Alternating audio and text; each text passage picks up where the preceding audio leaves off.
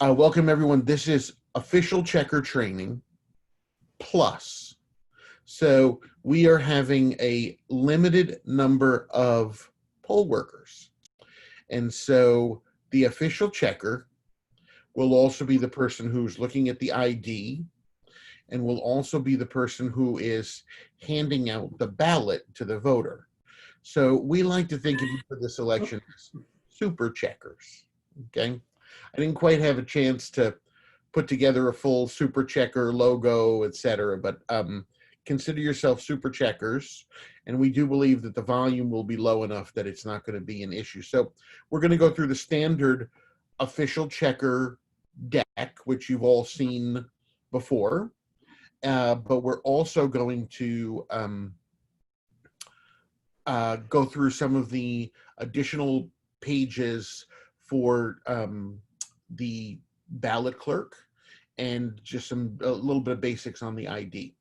So the first thing I want to do, and because Mary's going to talk about COVID safety and sort of lead off with that, once I do one thing, and that is I want to make sure that all of you know where all of our training materials are on the Town of Greenwich website. So I'm going to share my screen.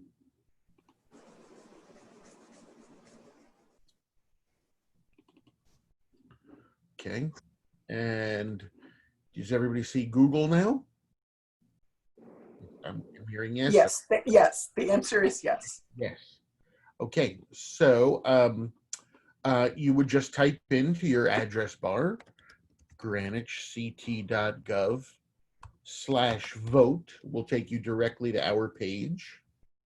And if you're on our page, you'll see here in the menu on the left-hand side, I want to work at the polls. So, and there you'll see there's 3 sections. Poll Worker 101. This is what all of you should have read before signing up to be a poll worker a long time ago. It probably would have scared you away. So this gives you all the basics and tells you what a long day it's going to be, etc. The application, this is for new poll workers, and poll worker training materials, okay? And so here you're going to see a couple of things. You're going to see the presentation we're going to go through today. That's the official checker presentation. Everybody should be able to review this one, which is saved as a PDF. If you have PowerPoint, you can see the sort of live version I'll be going through. And you'll also see the information that we pull for ID checkers and ballot clerks. We pulled from this. Don't worry, you're not going to be here 3 hours, but typically when we do our Saturday morning trainings, we train all of these other folks at once. And in the first hour, we train ID checkers, ballot clerks, and tabulator tenders. So if you see me referring to a deck that's different from than the official checkers, you'll find them all here. You'll also find the worksheets that I'm going over today and other things that might interest you, the voter ID posters, the instructions for the ballot clerk, etc. I advise you to print these things out. We will have a copier at the polling place and a copy of all those instructions, but you're probably going to want to study them a little bit in advance. Okay, so Mary, I'm going to turn it over to you. Are you going to share your screen, or did you want me to go? Oh, no, I misunderstood, Fred, how we were going to do this. I thought I sent you the materials and That's you fine. were going to. I will happily find that email. Thank you. What I'm planning to say is pretty straightforward and pretty common sense, but it would help me just have that visual. Okay. Which is still a bit of a work in progress, but okay, here we are at Safe Voting. Get a little more fancy for you. Yeah, yeah. I had a friend too. So, Fred, can you move us to the second slide? Yes. Wait, I don't want to. We don't want to see it like this. We want to. Here we go. Okay. Thank you. All right. So there's certain things you can do, common sense things you've been hearing about from everyone, from our first selectman on down, to keep yourself safe in general, but also we want to be sure that leading up to primary day, you don't have any health issues. So here we go again. Maintain good social distance. Wear a mask anytime you believe you may not be able to maintain a good social distance, and always when going inside, stores, building, any building. Avoid large groups, including family gatherings. Wash your hands more than ever.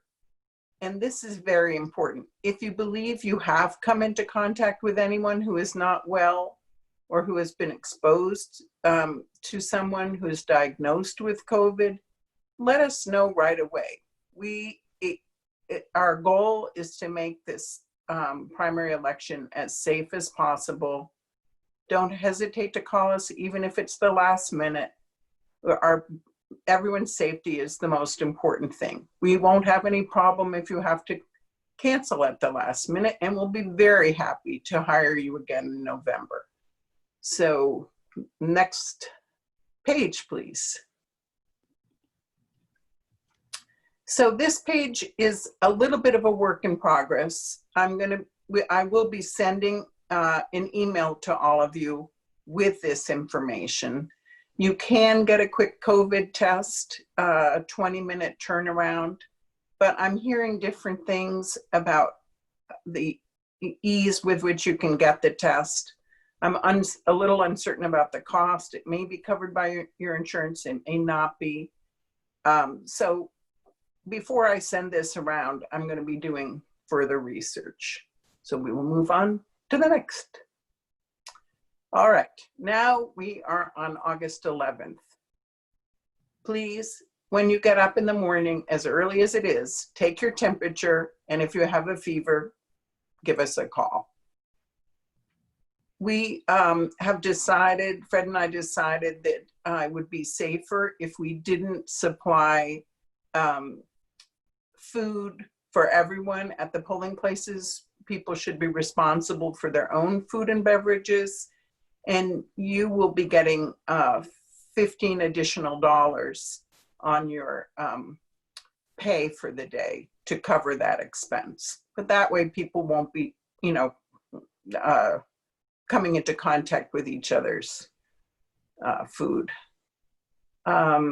You do need to wear a mask when you enter the polling place or entering town. That doesn't matter here, but for absentee ballot counting that's going on in 10-0.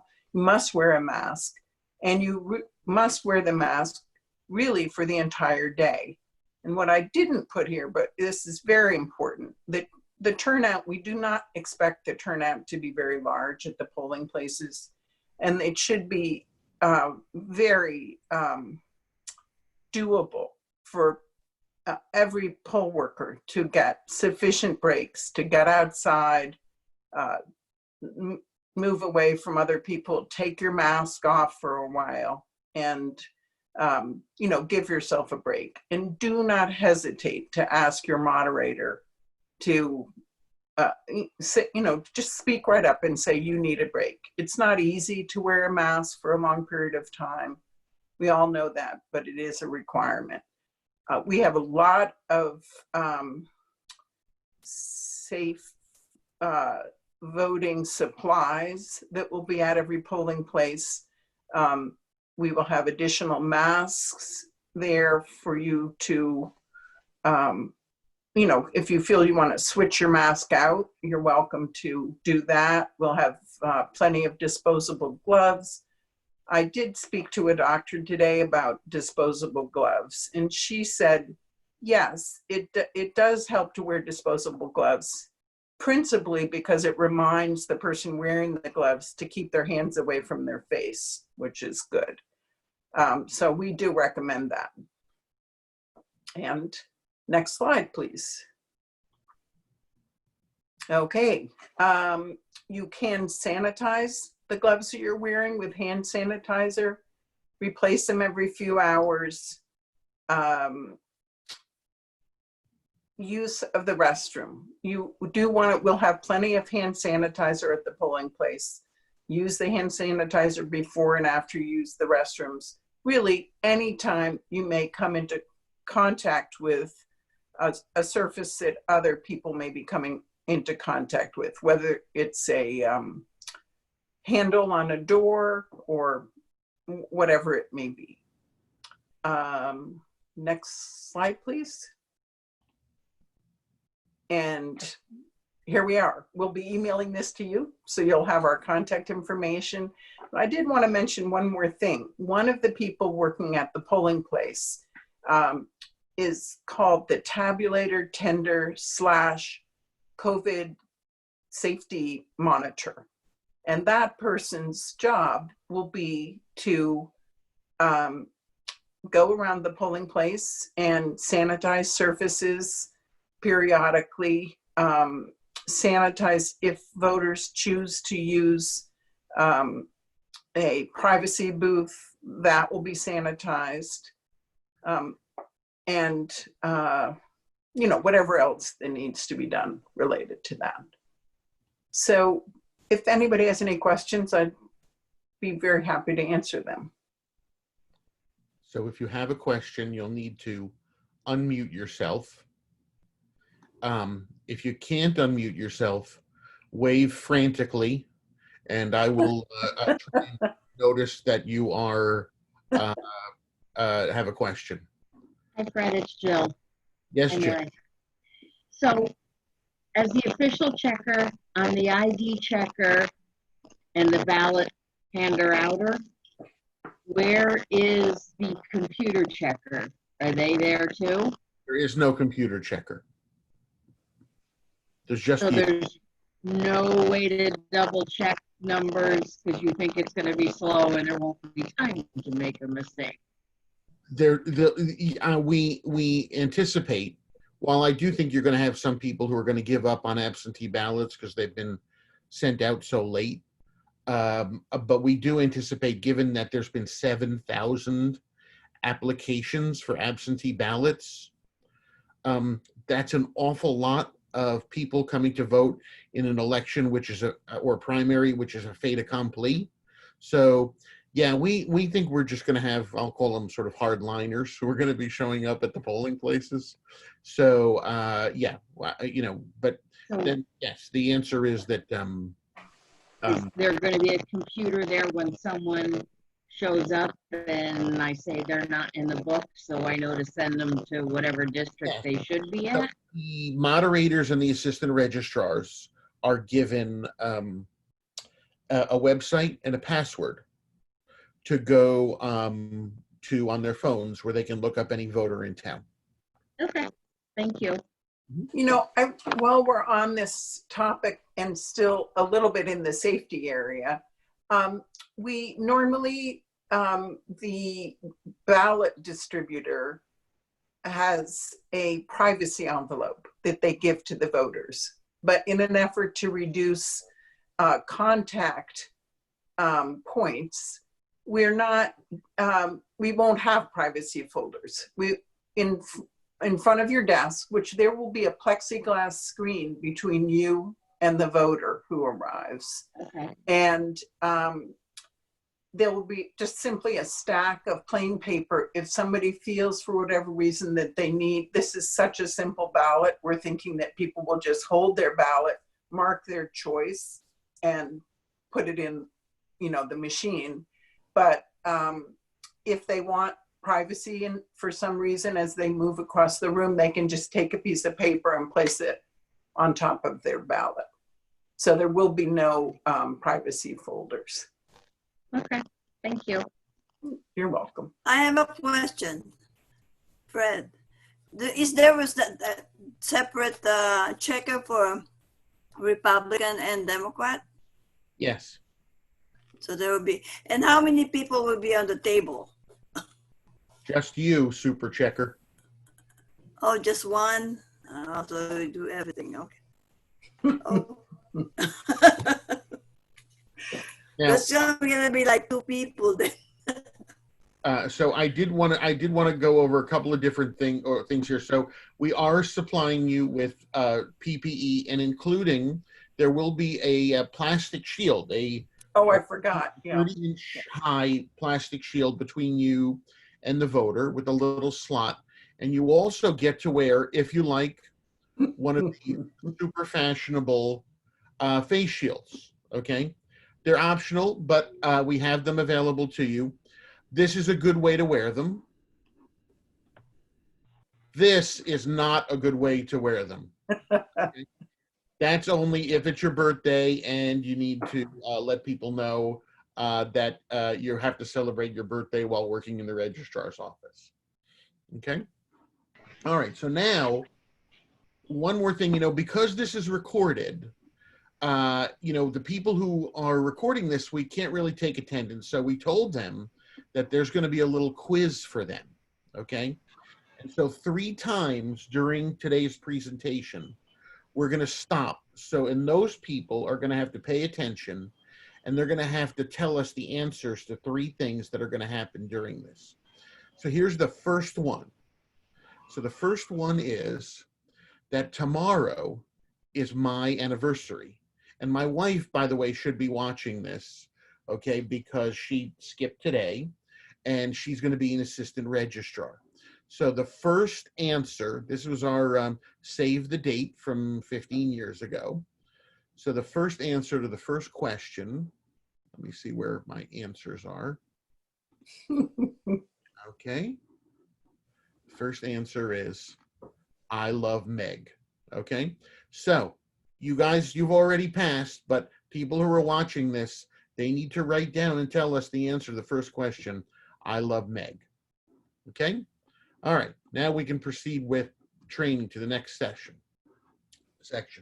So I'm going to start with the ID checker because that's the first thing that happens, right? Usually there's a person sitting next to you, and but you're essentially going to be the ID checker in this situation. So as the ID checker, I'm just going to put this up like this. Your job is to verify the identity of the voter, not their residency. And usually, as we tell them in November, it's to keep the line moving, okay? So the voter should be announcing their street number and street name, and then announcing their name, okay? Sometimes they just hand you their license. That's fine too, although in this case, we suspect that they'll only hand you their license if you can't see and you have an issue. They'll probably hold it up right to the plastic like that, or there is a slot for them to put it underneath. It's perfectly fine for them to just show you the ID and to just give you their information. So you may be squinting a little bit more related to this. When someone comes in, you may ask the voter if they have ID. And we have adjusted our super friendly language. Instead of saying, may I see your ID? We say, to speed up the voter check-in process, do you have an ID with you? If they don't have an ID, that's fine. They go to the moderator and they will sign an affidavit saying they are who they are, and then they'll come back, okay? You, of course, do not engage with them and say, what do you mean you don't have an ID, etc. Okay? Now, if they do show you an ID, there's plenty of forms of ID that are allowed, and there will be a cheat sheet in front of you, a little plastic laminated card. But basically, any pre-printed form of ID with name and address, name and signature, name and photograph, those all work. So that means an employee ID badge works. It means your beach card works because those have addresses on them. It means your license works, obviously. It also means things like utility bills work, etc. Now, some people now get electronic copies of their bills. If that's the case, and we're hoping there's not going to be too many of these on what's a pretty busy day, but you have to actually watch them download the bill. They can't just have a picture of the bill, okay? So, and it must be a recent item recent is defined as within the last 30 days. Okay? So other things to remember, you're verifying identity, not residency. So if someone has a Florida driver's license because they live in Florida slightly less than half the year, that's totally fine. Okay? And as I mentioned, those other items there. If someone has no ID, as we said, you do not engage with the person besides saying the moderator will assist you right over here. The moderator will then provide them with the form, which is an affidavit that allows them to swear under penalty of false statement that they are who they say they are. Now, because this is a, and you will find that there's a plastic card there. It'll be this card. It'll say it's for a state election, but it really means an election, a federal election. I don't know why it reads the way it does. And this gives the ID requirements for anyone to see. This was issued to us by the Secretary of State's office, so it is not something that we have made up, okay? That you will notice as a checker, and I know we have many seasoned checkers here, that when we get into the checker book, that there will be some names, and there are fewer of these now because people register online, that have asterisks next to them. Those are first-time voters who registered by mail, okay? When they did that, they did not provide ID, and so they must provide, okay, a current and valid ID, okay, or one of these other items. They cannot sign the affidavit, okay? And again, this goes over we call those HAVA voters because of the law that created these restrictions. You will have in some polling places a voter who comes with a yellow card that looks like this. It is a address confidentiality card, which is distributed by the Secretary of the State's office for those folks who, for whatever reason, do not wish to disclose their address. I believe we have, if you're in Central Middle School, you may see this. If you're at Old Greenwich School, you may see this. Maybe at Julian Curtis, I'm not quite sure. There's only a few of them floating around town. So typically, if we had multiple lines, that person would, you know, go into any line and they'd be in the back of the book. We'll get to that again later as an official checker. But the answer is, what we teach people is, if you see this, this is acceptable ID. It has no address on it, and those people will not be in the book by address. We'll talk about them later on where you find them, okay? I'm going to go through this rather quickly because we just don't see a lot related to this. But, you know, there are licenses that are distributed to folks who are not allowed to vote because they are not citizens. Those licenses have a DO on them. A regular license has, and this is the newer version of a license, says DL. So if you see DO in place of DL, that is not an acceptable form of identification.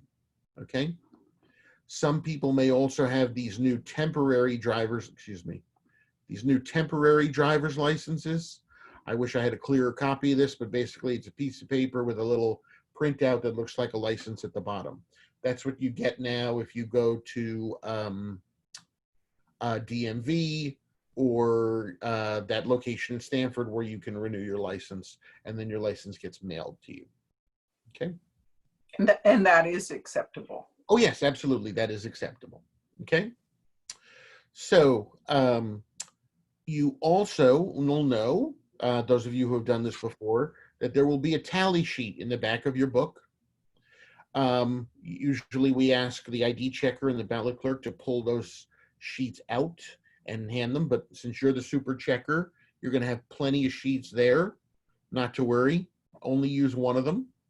And it's usually people like to, as they mark through the book also, or the ID checker would just tally up as they go. Okay, so now I'm going to switch to the official checker training, and then we'll come back for ballot clerks. So move this over here. And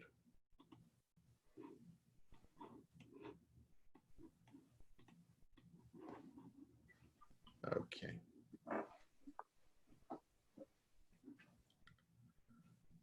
I'm going to change this around. Sorry. I'm going to stop sharing for a second and change this to a different screen.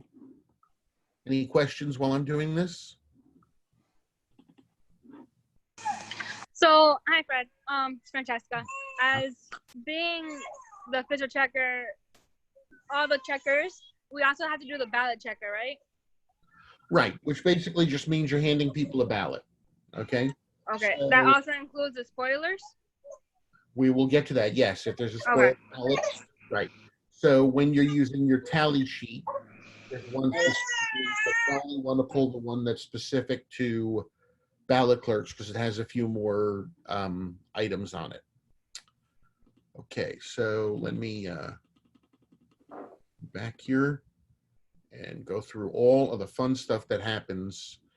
As you know, you are trained separately in this class from other poll workers, and there's a lot of counting usually to do before voting starts and after voting ends. That's what we used to tell you because, as you know, your job is to basically count how many people came and voted in person, how many people voted by absentee ballot, because there's little red A's in the book.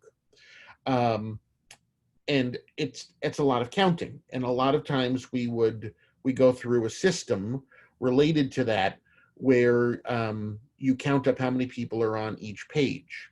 Well, the good news for those of you who have been checkers before is starting last year, we found a way so that when the book is printed, up here in the upper left-hand corner, okay, the number of eligible voters, meaning the number of people on the page, is pre-printed.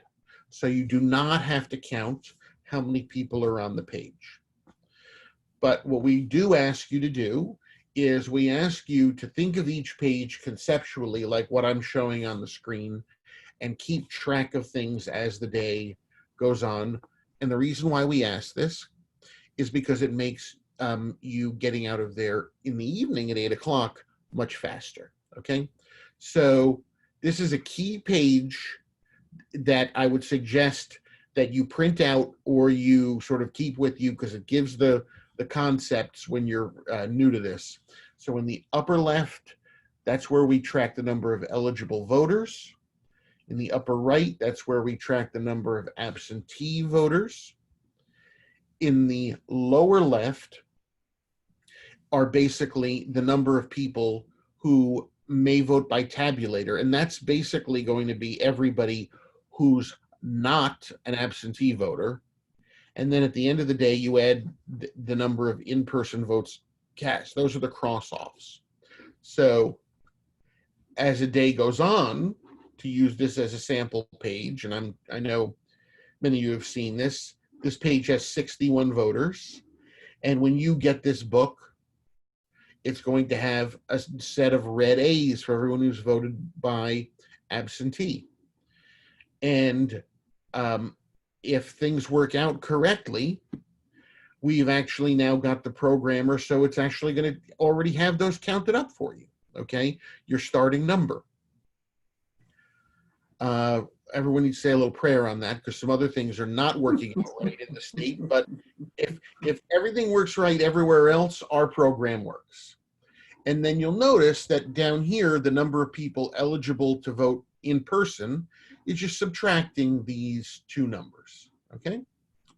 And then as the day goes on, you will see there'll be new people who you mark off because we will be sending you a list of additional absentees.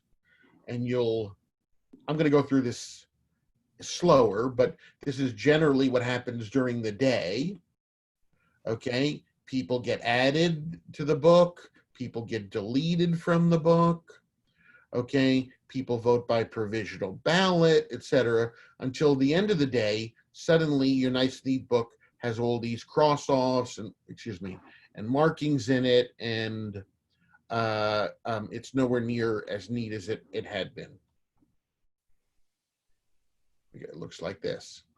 So let's go through now with sort of a fresh book, what exactly that looks like for the different kinds of voters that come in during the day, okay? So as I said, in the morning, you're going to come in and hopefully your book is going to have well, I know it will have pre-printed the number of people on this page, which is great. That in itself saves a lot of time because people used to have to count thousands of people on these pages. And your red A's hopefully will also be marked there, okay? During the day, we're going to call and we're going to say, Elizabeth Franco and Rachel Franco here on Norton Lane have voted by absentee ballot. Now, we're not going to call you. We're going to give you a piece of paper that's going to have all these names by street, and you're going to mark them in your book with a blue A, okay? And that's to indicate that this is newer information, not pre-printed. And the reason why we do this is so that Elizabeth and Rachel can't come in and vote in person as well, okay? That's the purpose of marking these A's. These folks have voted by absentee and their absentee has been received. And so at that point, they cannot vote in person, with the exception that if they call the town clerk and come into her office before 10 a.m., and this law may change because there's so many absentees, but before 10 a.m. and the town clerk can remove their ballot, then they may go to their polling place and vote. In my 12 years, that's never happened. So I don't expect it to happen for this election. So, excuse me, so stepping back. So when you added those two blue A's, you also added 2 absentees up here. So you would just add +2, or in this case, 2+, because we're going to move it this way. And you subtracted down here 2 people who are no longer eligible to come to the party at the polling place because they voted by absentee ballot.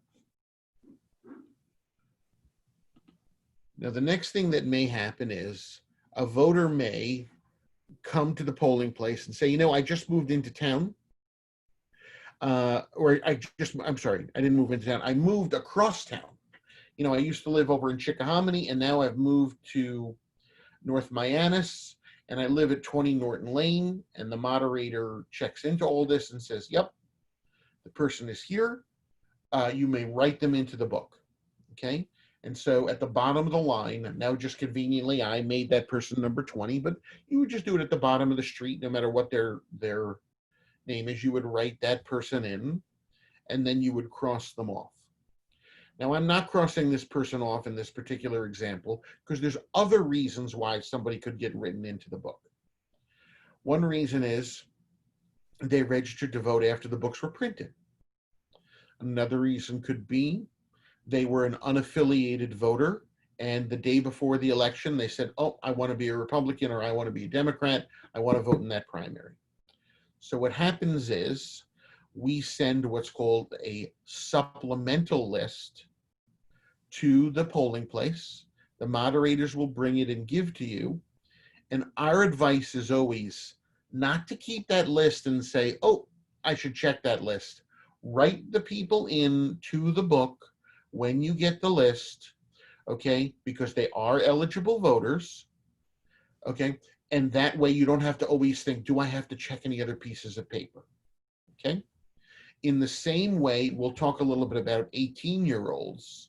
If someone is going to be 18 by November, but they're 17 now, okay, they're going to be in a separate place in the book. Rather than have to look and say, I can't find this person, oh, they're young looking, maybe I should go and see if they're in the back of the book. Write them in from the beginning. We'll show you more on that, okay? So if you do write someone in, for every person you're writing, you do need to add a +1, okay? In both up here and down here. So that was a situation where we added somebody in because maybe there was an error, maybe, as I said, supplemental list, etc. We also have transfers, okay? So this is where someone has moved within town, and so if someone comes to you at the new polling place and says, oh, I moved, and they're not on the list, you refer them to the moderator. The moderator is going to call the old polling place to make sure they have not voted. They're going to instruct the official checker to write their name in the book and cross it out. And we're not using the electronic checker. And if you're at the old polling place over in Chickahominy where they used to live, the moderator is going to come over. They're going to have received a call. Okay, and they're going to ask you to write DEL next to the voter's name. That means you're deleting the voter, but you're not crossing them off because they haven't voted in your polling place. So in this case, Priscilla Stern has moved off of North Ridge Road. And so she's deleted. She can't come and vote there. She's going somewhere else. So we've added the -1 and we've added -1 down here.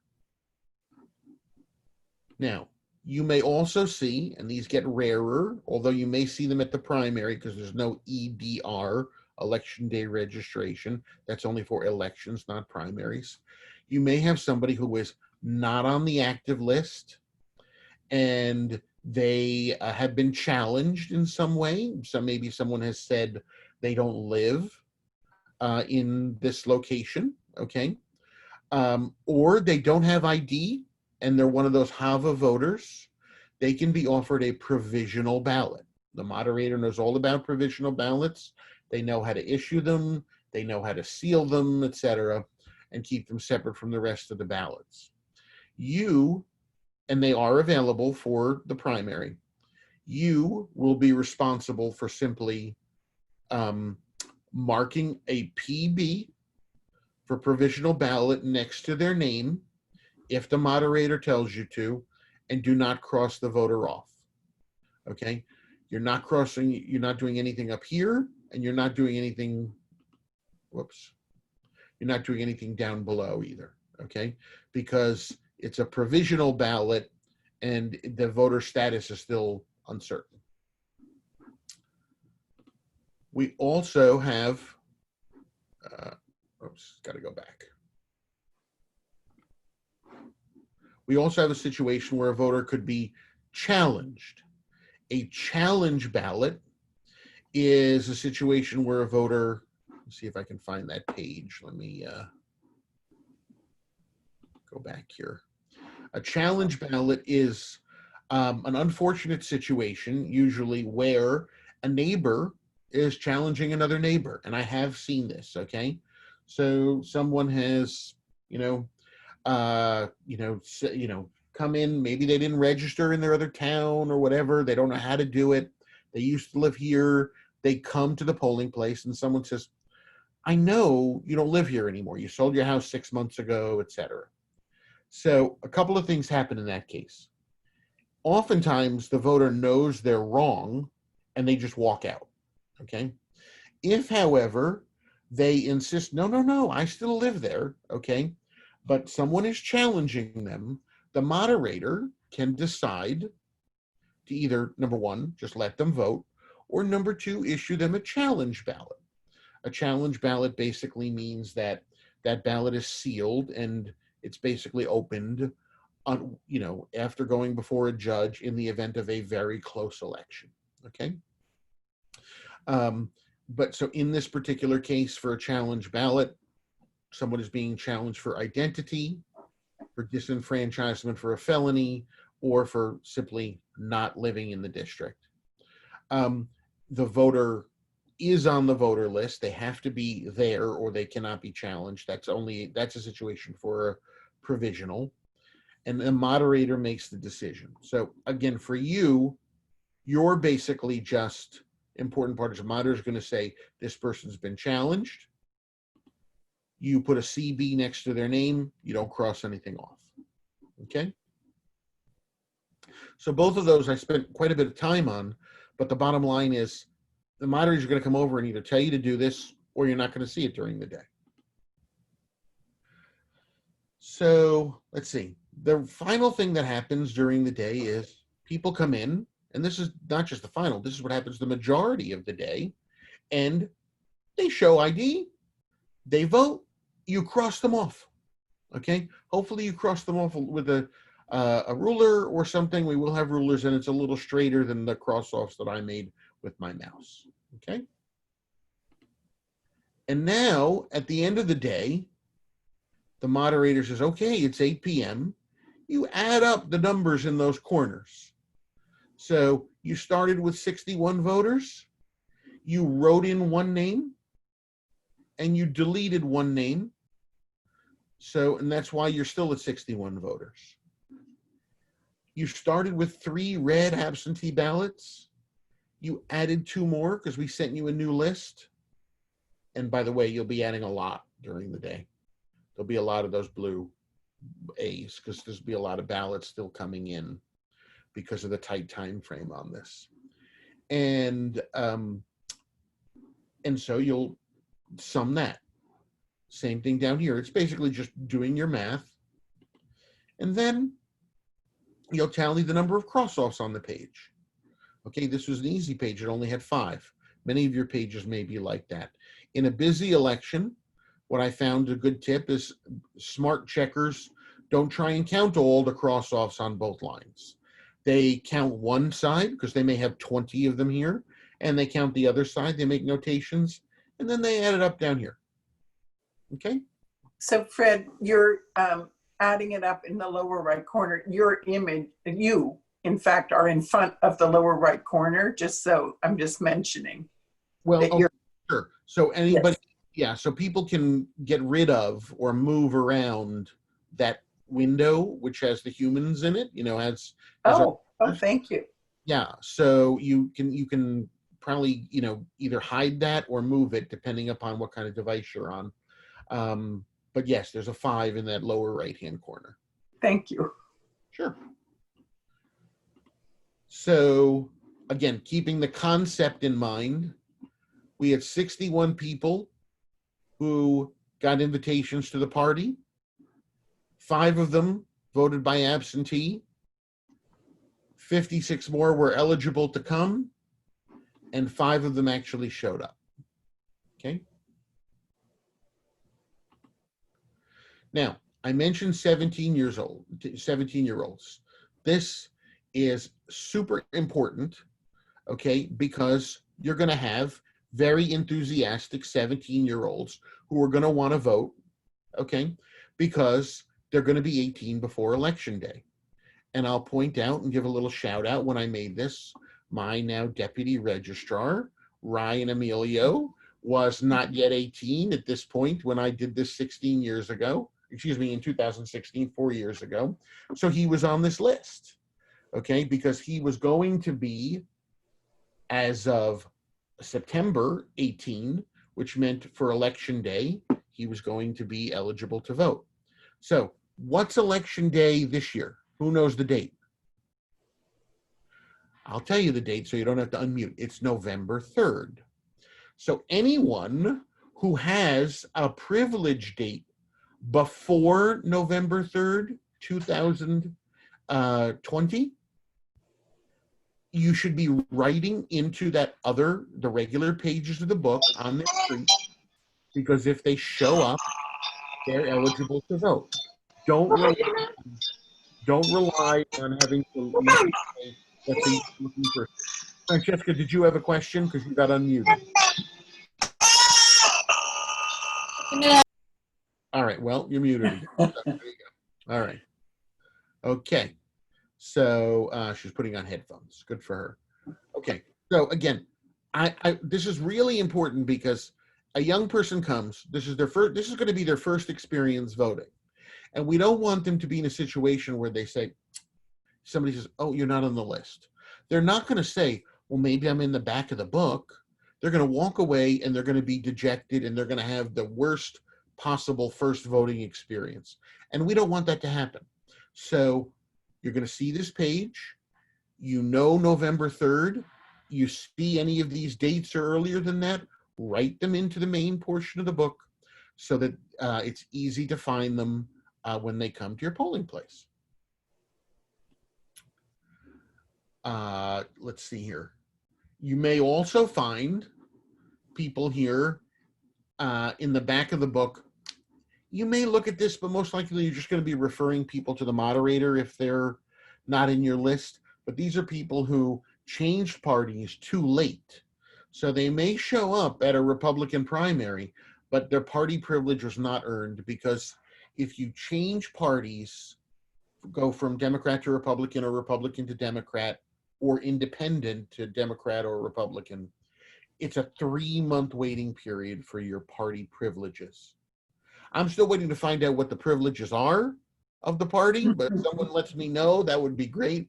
But obviously the one privilege is the primary.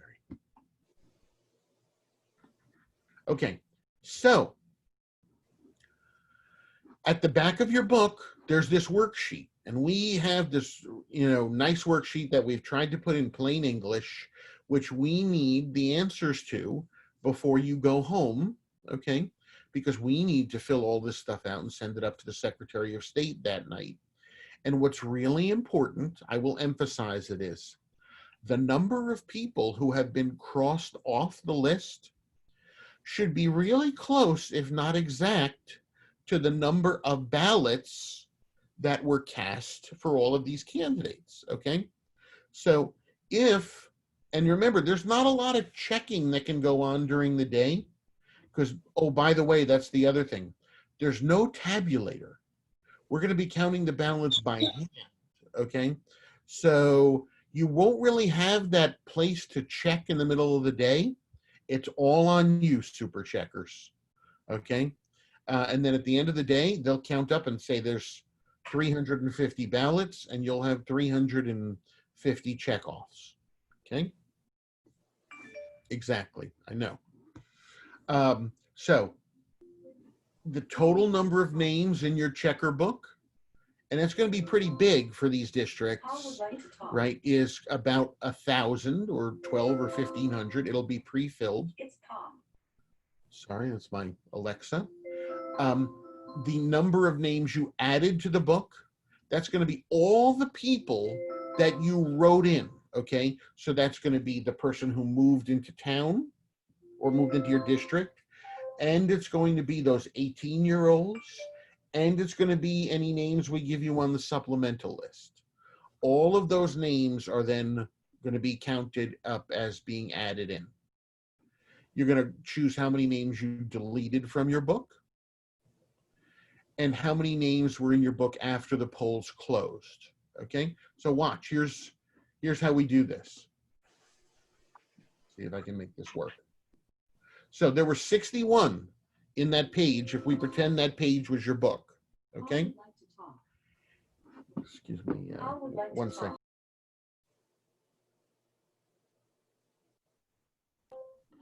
So, can you hear me again? Good. Yes. Okay. So I had to yell at my Alexa. It was ringing. So you'll recall we added one name, one person to the list. We deleted one person.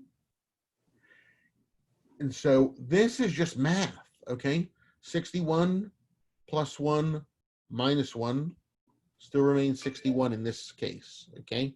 Your number will not be the same. It will definitely be different. How many absentee ballots? Well, you'll recall we had 5. We started with 3, had 2 more. And how many strike-throughs? We also had 5, okay? So these numbers are important because you're going to copy them to the official checker certificate, which is part of the moderator's report. Now, since you're the only line, you don't have to add this up with, there's not like streets A to M or N to Z, etc. So you'll have one of these for the Democratic line and one for the Republican line. You can copy these in. I'll show you where. We'll run through that. And your assistant registrar, it'll actually just be, depending upon your party, the same party, the Democratic registrar or the Republican, depending upon your party. If this is obviously made for November, and you're the official checker. And people often say, we used to think, gee, there's all these lines for official checker. Are we supposed to cross-sign everybody's book? People would be going around like it was like trading autographs at the end of the night. Well, we realized, no, that's not why they're there. It was there because, believe it or not, in some places, they would have two official checkers who would split the day, okay?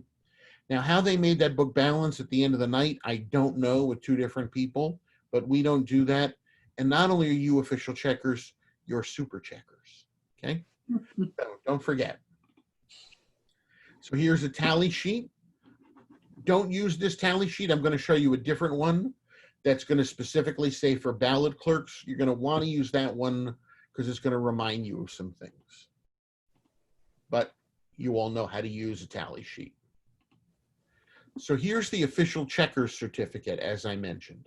We've made that really easy. You just copy things over from that worksheet, okay? So the number of names on the checklist at the close, you copy that from line 4. Okay, this shows if there were 2 books, you would combine them together.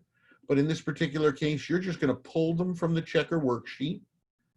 Okay, and at the end of the day, this one here, the number of people having been checked as having voted in person, once again, I want to point out that should equal the number of ballots. Okay, so you're going to want to, be careful with that. If you're off by 1 or 2, that happens. If you're off by 10, that's a concern. Now, you're the only person, though, okay, doing this. Again, there is no official, there is no unofficial checker. There is no ID checker. So that's why we hired only the best and the brightest for this position. Okay, so don't prove us wrong in any case. Okay, thank you. You're going to sign, and your assistant registrar is going to sign, and then you're good to go. But we're not good to go now because, number one, it's time for another quiz. Okay, for those people who are going to be watching this. So now we don't want people to just watch. We want people to listen. So this is an audio answer, okay? So answer number 2 for those who are watching this on YouTube is happy anniversary, okay? So I'm going to unmute everybody. Everybody is unmuted, and let's all say it together. Happy anniversary on the count of 3. 1, 2, 3. Happy anniversary. Happy anniversary. Thank you. Happy anniversary. Okay. So that's because, again, hopefully my wife will watch this and know that I'm referring to her as the Meg, not some other Meg. Okay. Mary, I'm just trying to unmute you. You can try. Why don't you try unmuting yourself? Because I muted you by accident. There we go. Okay, great. Okay, so now we're going to just quickly run through the final. Actually, I'm going to stop here for a second, and I'm going to ask people have questions related to what we've gone over so far, related to checking people in, going through the official book, the tallies, etc. Most of you are seasoned checkers, so you probably have been through this before. So are there questions? If there are, either unmute yourself or wave your hand frantically. Of course, you've got to be on video for me to know that you're waving your hand, okay? So Eugenia, you have a question. Yeah, how many moderator will there be? Is it one and assistant? And There'll be one moderator and there'll be 2 assistant registrars. And we have several of the assistant registrars and moderators on this call tonight because we've asked them to either participate in this call or watch the video, okay, so that they can appropriately work in your book when you take your breaks. Mm-hmm. And I know as official checkers, you're kind of loath to give up that book for too long, right? Give it to somebody else. But we did ask them, Yep. to do that. And again, remember, we are dealing with COVID here, so you probably don't want to be eating at your location, right? That's why we'll have a separate place for you over in the corner. So you are probably going to need a break or two during the day. Okay, even though you're super checkers. All right. Eugene, anything else? Or you do? Fred, I have a question. Sure. Hi again. Well, as you know, I had a baby and I'm still breastfeeding. Am I allowed to go to, let's say, the nurse's room like I did last election and pump? Sure, absolutely.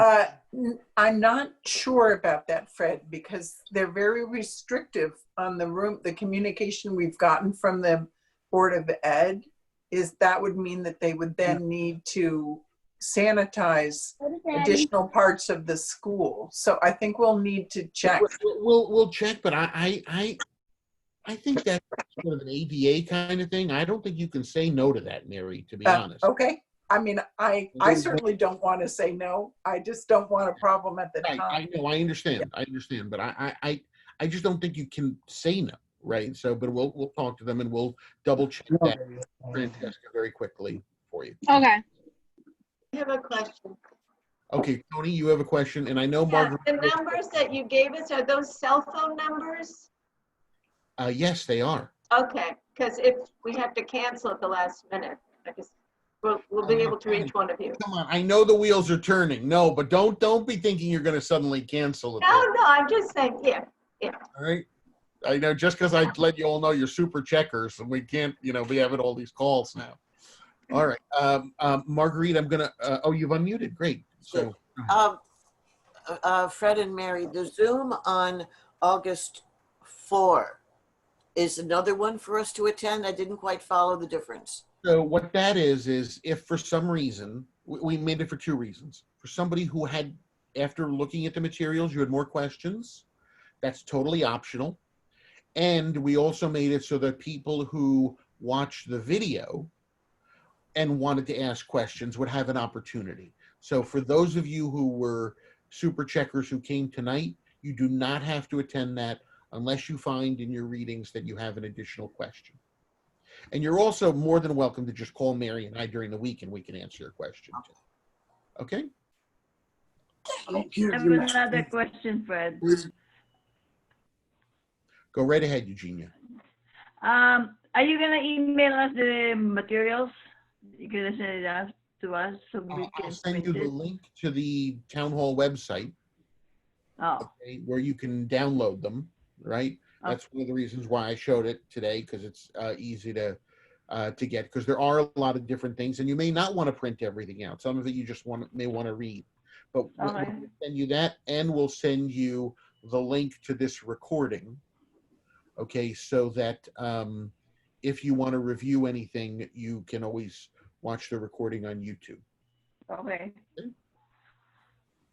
Somebody put something in the, oh, Tony said he missed the answer to the second question. That's okay, Tony, because you're here. You don't have to answer the test. That was only for...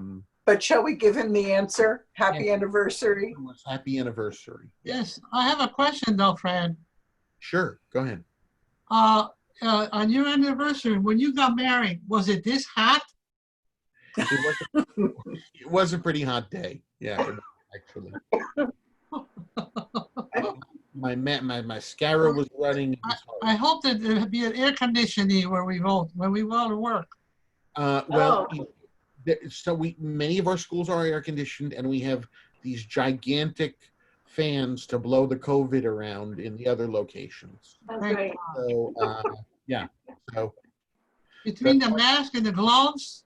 Okay. Yeah, I do. I understand. That's why you're super checkers. I know. Yeah. That's why.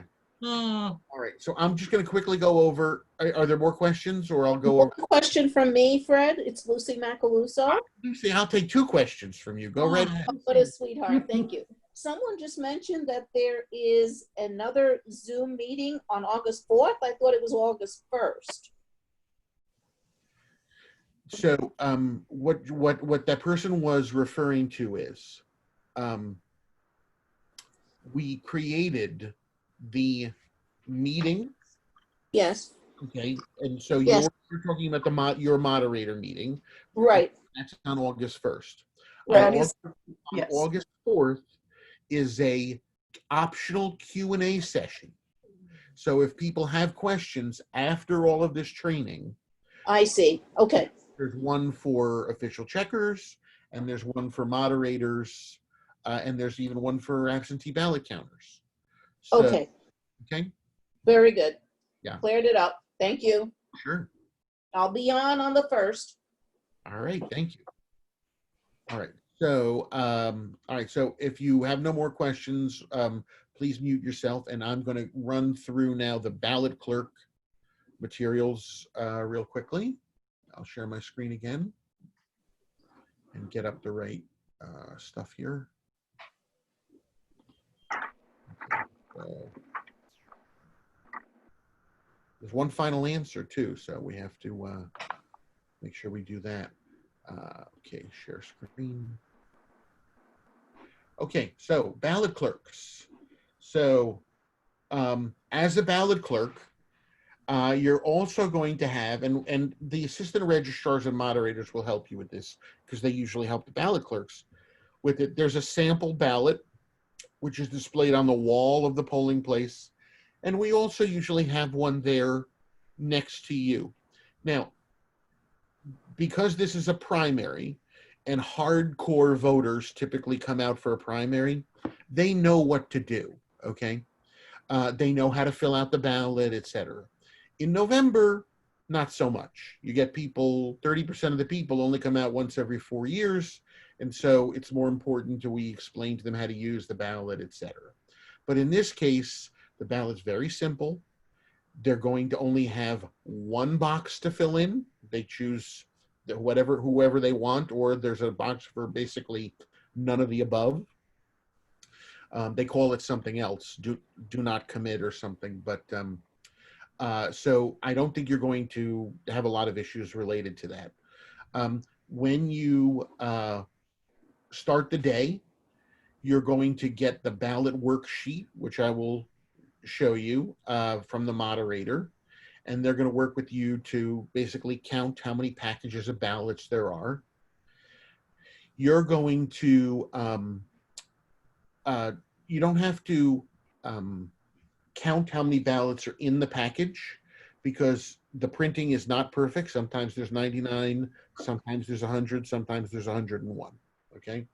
But you should look at the ballots and inspect them to make sure that there's nothing weird about them. The good news is that's all kind of a moot point in this case. We usually ask that because the ballots go through the tabulator and we don't have want to have a problem. But since we're going to be hand counting these ballots, it's going to be pretty easy to figure out what the dot means, you know, no computers necessary, etc. So I want to say that, I don't remember this, but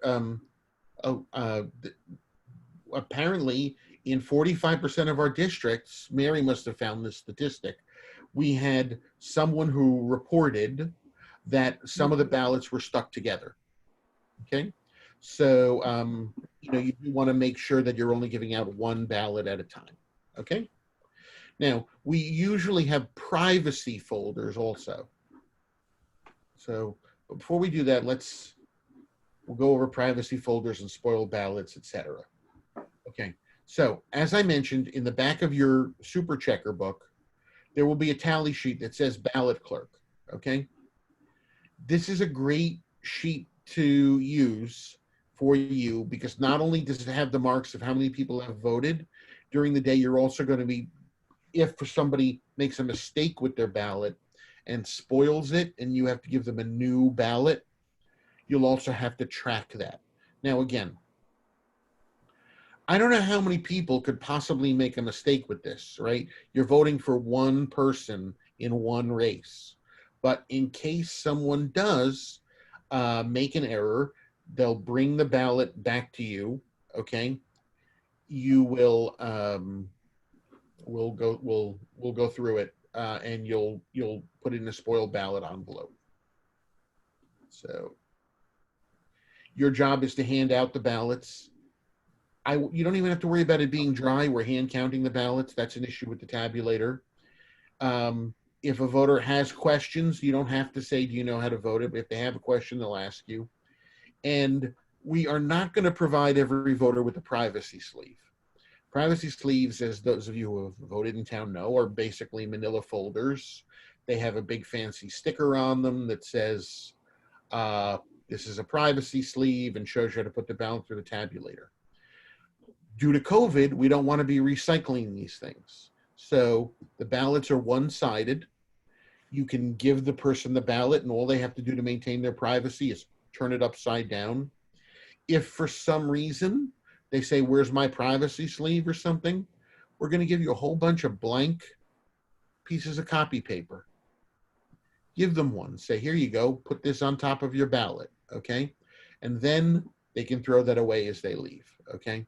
So there's no need to recycle it, etc. So again, you're handing the ballots out. You're providing replacements for spoiled ballots, okay? And you'll be marking that off once you've received, you only give somebody a replacement once you've received back the spoiled ballot. If someone says, not that I think there's going to be a lot of ballot stuffing going on at this primary, but if someone says, I need a new ballot, okay, where's your old ballot? And then happily give them one. Okay, if there is a spoiled ballot, we typically tell you to go ahead and mark the ballot through the timing mark so it can't go in the tabulator. In this case, I would suggest just folding the ballot and writing spoiled on it and putting it in. You'll have a spoiled ballot envelope. And then you'll mark down here if a ballot was spoiled, okay? This is just so at the end of the day, you can sort of account for all of the ballots. We have abandoned ballots, okay? If for some reason somebody walks out for whatever reason and they leave their ballot in the voting booth, we find the ballot on the floor, whatever, that's considered an abandoned ballot, okay? It's marked just like a spoiled ballot, whoops, and you would just mark it in the tick off column. I don't believe we're going to have what we usually call, which are fleeing voters, which is somebody who puts it in the tabulator and then it gets spit out, etc. Because there is no tabulator, and we're very clearly marking the hole that you put the ballots through. So the only thing that could possibly happen is that they leave the ballot on top of the black box where the tabulator usually is. If they leave the ballot there, the tabulator tender, who will be training separately, can slip it in the slot. But if it's left anywhere else in the office, or excuse me, in the polling place, it's considered abandoned. So at the end of the night, you need to quickly complete this ballot log worksheet, which is a very simple document. It's going to start off with the number of packages that were there in the morning. It's going to ask you about any packages delivered during the day. We don't have any other ballot packages to deliver to you, so you won't be getting any. So that'll pretty much is always a 0. And so this number, of course, is just the sum of the first two. The number of packages opened during the day, and then the number of packages that remain unopened, okay? So you'll notice never here do we ask you how many ballots, okay? Because again, these packages are not perfect in their printing, okay? What we do ask you is the total number of loose ballots at the end. So if you've opened that package of 100 ballots, you are going to have some that are loose at the end. So call it 35 or 40, whatever it is, you'll count those. And then the number of spoiled and abandoned ballots. Now, you'll notice before on the tally sheet, it just said spoiled ballots. This is an old tally sheet. The new ones have a column for spoiled and a column for abandoned. So you'll be able to keep those separately, okay? You'll sign. You're the ballot clerk as well as a super checker. There'll just be one of you to sign. You give this back to the moderator, or the moderator will be with you when you fill it out. And at that point, that is your final task for the day. You've done your official checker work. You've done your ballot work. We're not asking you to count the ballots. we'll leave that to the other folks because you're busy doing this. Okay. All right. Are there additional questions? So I just wanted to mention that there will be little pencils for the voters so that people will not be reusing writing utensils. Yes, right. So, they're little golf pencils, and, they only have to work enough to make one little dot, and then they get to take them with them as a souvenir or dispose of them, whatever they want to do with them. And we have plenty to go around, so they, they don't have to return them. Any other questions? Yes, Fred, I had a question about the tally sheets. Sure. Early on, you had said to use just one tally sheet as super checker. Yeah. But then we have the ballot clerk sheet. So are we doing a tally sheet for the? No, I would use, this is the version of. Just use that one. Yeah. Gotcha. It has the spoiled and abandoned ballots columns. Okay, great. Thank you. The official checker sheet don't have that. Okay. So I would avoid those. Okay, so we'll just use the one. Great. Yep. Fred, will there be at each table for the checkers and elsewhere too, a container with the cleansing wipes, sanitary wipes, or should we bring our own? Oh, no, we'll have wipes for you. The COVID safety monitor shall also have extra wipes. If at any time you want something wiped down, that's fine. And you all get, as an added bonus, your own little personal bottle of hand sanitizer you'll be given. So there's be plenty of hand sanitizer throughout the polling place. Okay, other questions? Just one more question, Fred, about the gloves. Are we required to wear gloves? We're not required to wear gloves. Okay. As Mary said, we offer them to you. We have plenty of them. Okay. And they're useful if somebody needs that reminder, not to touch their face, etc. But you do not need to wear the gloves. They're not. Okay, just might be awkward to flip through all those pages wearing gloves. Mm-hmm. Mm-hmm. Yes, that's a very good point. Yeah. And related to that, I would say that we will make sure that we have plenty of what we call speed tabs, the little things that can be added into the book so that you can kind of flip through the pages, et cetera, because it will be a pretty big book given that you have all of one of the parties in there. So it'll have, they'll each have roughly 1,000 or 1,100 voters. Okay. More questions? I think before questions, let's do our final answer. Okay. So the final answer. Okay. This is a written one. We will be showing it on the screen for people who are doing YouTube. So the final answer is 15 years. And that's how long I'll be married as of tomorrow. Okay. But I'll be training absentee ballot counters tomorrow. That is so wonderful. Yeah. 15 years. All right. Okay. So if you're watching on YouTube, that's answer number 3. Okay. All right. More questions. Let's see. I'm just looking to see if One there's more question, Fred. How many people are we going to be on the table? just you. You're Just- your own table. Just one person per table. Yes. Yeah. So there's only gonna be 2. There's no other table, like in the sense, there's no table next to you. There's just you and the, your counterpart at another table, or you can wave to through the plastic shields, and the face mask if you want that, and your gloves. Yeah. So there's a lot of protective equipment available to you. So we have nobody to talk to. It's a good How are point. the You might want to bring a book. It could be a slow day. I That's the mean, best part, you know? we used to have a slide in here. I didn't go through it, but you know, for a slow day, I don't mind if you knit. I don't mind if you play video games. I don't mind if you have a book, etc. So long as it's not disruptive and you're able to perform good customer service when somebody walks in the door to you, right? If you say, "Wait a minute, I got to finish this stitch," that's not. You know, Oh, otherwise, no. you go right ahead with your knitting. All right. I think we're all.